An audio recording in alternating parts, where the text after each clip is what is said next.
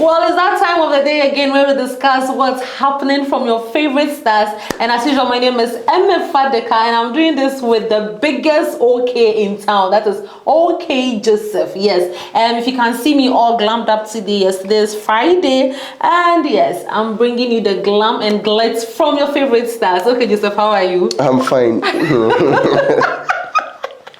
Yeah, so our friends from TikTok too, thank you so much for joining us, and it's such an honor to have you on our platforms. Leave your comment in the comment section so that the conversation, can keep going. So let's get right into our first story, right? Amerado is saying his beef with Medikal, right, is all for the hip-hop culture. I love Medikal.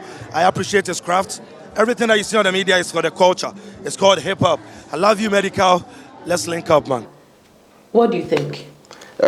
So they are doing hip hop, yeah, and with every genre of music, especially with hip hop, reggae, dancehall, even in high life and hip life. In the days we saw that some of the big names who were coming up were beefing, and so I think that beef is one of the ways to keep the industry excited and to keep your fan bases also excited, and also it is one of the ways to prove your points, because in the industry everybody wants to claim they are the boss. Now, how do we know who is the boss? So you intentionally beef with somebody and then you dominate over the person. If you don't beef with the person, if you don't beef and you don't dominate, people are actually going to see you as mid. Your class is not high. You're always releasing, even though you're releasing good songs, you're doing good rap. Everything about this genre of music they are doing, hip hop, is all about competition. It's all about throwing shades. It's all about stepping on someone's toes. And so sometimes it's not like you have an issue with the person, but the industry has to run. But you also have to make sure that the beef, you are trying to start with the other colleague of yours, it should be a healthy one. One that won't, prematurely end your career. Exactly. Right? So if this is the approach Amerado thinks would help him, which I know that this is actually something that is already in the industry, and some of the artists, popular name like Shatta Wale, this is what he does for a living. You get it? But his is also very constructive. He knows who he goes after and how he would do it. That won't actually affect his career. So if this is the same approach Amerado wants to take, I think he should make sure it is one that would actually benefit his his career. Yeah, because if you look at Medikal, the artist is going after Medikal over a time now has, in his own way, garnered more influence on social media, and so he has more engagement on social media. He has dominance on social media over Amerado, even though Amerado is also a good rapper. But when we come to social media relevance, Medikal has social media relevance more than Amerado has. And so if this is the way he wants to go, I think that he wants to tap into the social media conversation Medikal has, because Medikal has that relevance on social media. But aside that, it is good for the industry, and also it is good for brands. If you do a constructive beef, if you get into a constructive beef with any of your colleagues who is good, it is good for your brand. It puts your brand up there. And so if he's ready for the beef, and then he said that he loves Medikal. So yes, it is not because they have issues. It is just to keep the energy in the industry going, the energy, the hip-hop energy. It is just to bring it alive. I think Medikal also replied him. Yes, he said the presenter and the artist all misuse the word love. But well, we don't understand it. So let's say I think Medikal should also come out and explain what's the meaning of love, how he understands love to us, because Amerado is saying he loves you, and you are saying the presenter and Amerado, they all don't know, they are misusing the meaning of love. So he should also come out to tell us in his own words what love actually means. And so with Medikal, I don't think he has any explanations to do. This is beef. Beef doesn't have strategy. Yeah. Whatever you say, recently on social media, Amerado mentioned Fela McAfee, mentioned a lot of people, and Medikal also some time back went after Amerado's mother and other things. So beef, any formula, any calculation, for calculation, me and also. You go after the person how you want. So if he's saying that they are all misusing the term love, then this is where the conversation grows. This is where the beef grows. So let it keep growing. But we don't like the social media back and forth. Yes. We want the studio one. Yeah. So they should hit the studio. Medikal, do what you can do. Amerado, do what you can do. And then let's see who wins. Okay, so let's move on from Amerado and Medikal. Stonebwoy is saying something, and it's his personal opinion, but I think it's worth discussing. Stonebwoy is saying that as an A-class artist or as an artist, it is not good to perform with DJs. Like, I mean, you should move on. The road with a band is the levels to be at as a growing artist. You can't go and be doing the DJ. You know what I mean? Like, it's not really standard. It's not. What do you think about that? So DJs, I think I listened to the conversation, and then he said that to show how progressed you are or how you are progressing, you should do a lot of band. You should do band, and then once a while you chip in DJs. You know, DJs are part of their crafts. DJs play a vital role in the craft of every artist, and so Stonebwoy didn't go after any DJ. He didn't say anything wrong. Please, the DJs out there, get us right. Stonebwoy didn't say anything against you. He has massive respect for DJs. But back to the conversation, he said that as a growing artist, you should play more of live band than playing with DJs. I think he is saying that in the line of craft he falls under, because he is a reggae dancehall artist, and you know, with reggae dancehall they do a lot of rhythms, and so if you are playing a live show, I think that to get the fans excited, that is what he is saying, to get the fans excited, you can do live band, because Stonebwoy does a lot of live band. In Ghana on tours, he does a lot of live band. He barely plays with DJs. He's mostly, even though on his shows they are DJs, he plays with a lot of live band. And so I think that the live band thing helps you a lot. You know, it helps you as a brand, and it helps you communicate well with the audience. And with the, I'm speaking from the line of genre Stonebwoy does where he finds himself, that is reggae dancehall.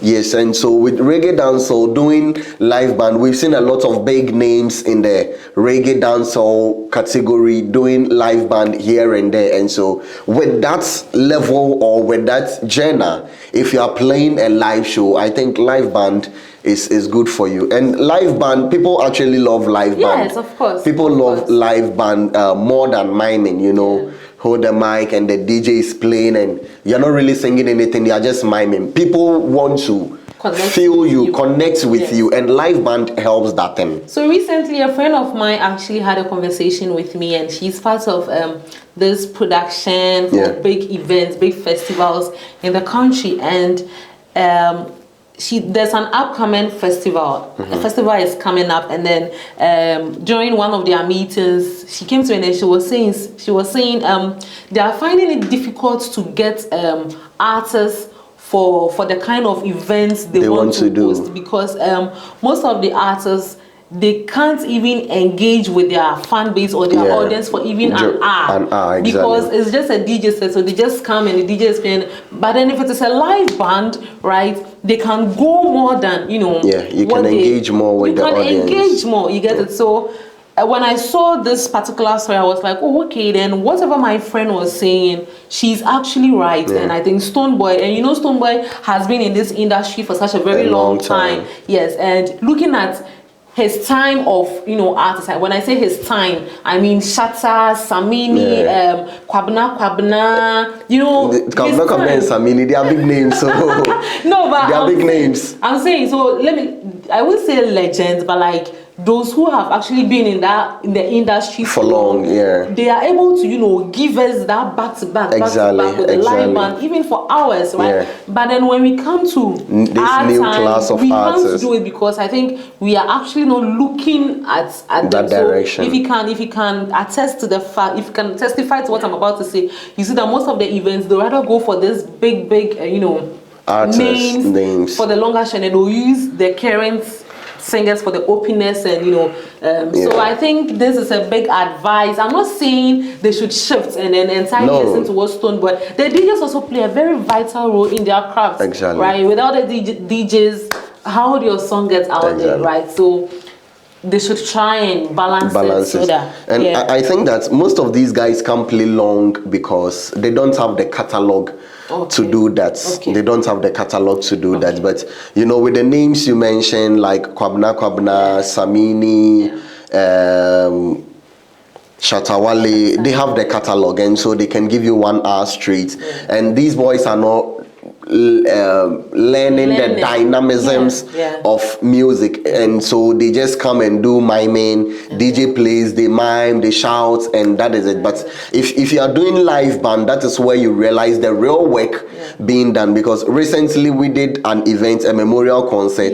Kwabena was there, 1 hour straight performance, and it was a massive experience. And so I think that this new artist, kudos to Kofi Kenata, kudos to him. He does well with that, and so these new guys should also learn and also grow their catalog. Okay, so let's move away from that. Let's move to my favorite artist. You know who I'm about to talk. So shout out to all the SM fans out there, right? Shatta Wale. Okay, so yesterday in the evening, I was doing something and my phone just beeped. So he said Shatta Wale's African Mandiba release, and I was like, who? The long awaited, because he actually spoke about it. And I think this week we had a discussion on that. So when I saw it, I was like, it's finally here. I watched the video, and I'm sure you also watched the video. And it's basically the documentary from Ghana to Jamaica to Vibe Cartel, you know, the whole concept. And I think it's also kind of like an appreciation for what Vibe Cartel did for him. That's what the whole video is about. So what do you think? So that is a nice documentary put together by Shatta Wale. He didn't really shoot a video for the African Mandiba. I think he documented his journey from Ghana to Jamaica to performing on stage with Vybz Cartel, which was his dream over 20 years. And then in the song, he said something. He said that he told his friends that he was going to perform on the same stage with Vybz Cartel, and they didn't believe it. And now it has happened. And even in the video, he said it. And this is a song that is showing appreciation to Vybz Cartel for what Vybz Cartel has done for him, and also endorsing the fact that he is the African dancehall king. And so Shatta Wale has finally asserted to the fact that he is the dancehall king of Africa. The video is a nice video because he didn't really shoot a video for this song, and then it was a documented video from his experience from Ghana to Jamaica to performing and returning. I think that it makes sense because of the kind of music or the kind of song he released. For the song he released, the video matches with it perfectly because he was showing appreciation, talking about his performance in Jamaica, saying that he told himself he was not going to perform in Jamaica until he has performed with Vybz Cartel, then he can perform in Jamaica. And so these things and the video, they correlate a lot, and I think that he has done a very good work for himself and his brand. currently, I think 12 hours after the video was released, the song and the video was released. It is trending number 7 on YouTube. We are hoping that it does better over the week, because just 12 hours into it, number 7, 24 hours, we are hoping that it trends number 1. Number 1, yeah. So I think that's all for today. Yeah. That's all for today. Okay, so thank you so much for hanging out with us for today. As usual, my name is Emma Fadeka, and I did this with OK Joseph. Until next time, stay safe, stay blessed, and we'll be back. But then before we go, don't forget to engage with us on all our social media platforms at itsfuse TV and One Play Africa. Don't forget to subscribe, follow, like, comment, and share to your friends so that you don't miss out on good and exceptional conversations with us. We'll see you all next time.